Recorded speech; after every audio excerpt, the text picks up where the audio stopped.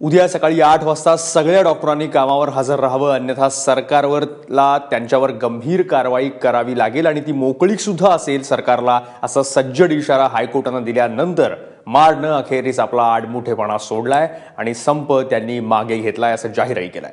हायकोर्टाला दिलेल्या प्रतिज्ञापत्रात मार्डनं डॉक्टरांना उद्या सकाळी 8 वाजता कामावर हजर राहण्याचे आदेश दिलेत असं म्हटलंय। जे डॉक्टर कामावर हजर राहणार नाहीत त्यांच्यावर राज्य सरकार व पालिका प्रशासन कायदेशीर कारवाई करू शकते असंही मार्डनं मान्य केलंय।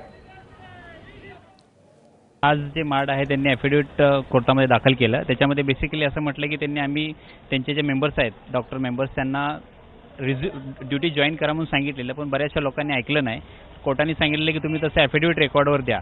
त्यांनी आज तसं ॲफिडेविट रेकॉर्डवर दिलं। त्यानंतर कोर्टाने त्यांचं स्टेटमेंट रेकॉर्ड केले की उद्या आम्ही सकाळी 8 वाजेपर्यंत ड्युटी रिझ्यूम करू। त्यानंतर कोर्टाने अशी ऑर्डर पास केली की 8 वाजेपर्यंत तुम्ही ड्युटी रिझ्यूम नाही केली तर जे कन्सर्न मॅनेजमेंट आहे आणि स्टेट गव्हर्नमेंट कन्सर्न ऑथॉरिटीज आहेत ते ॲप्रोप्रिएट त्यांच्या अगेन्स्ट ॲक्शन घेऊ शकतात।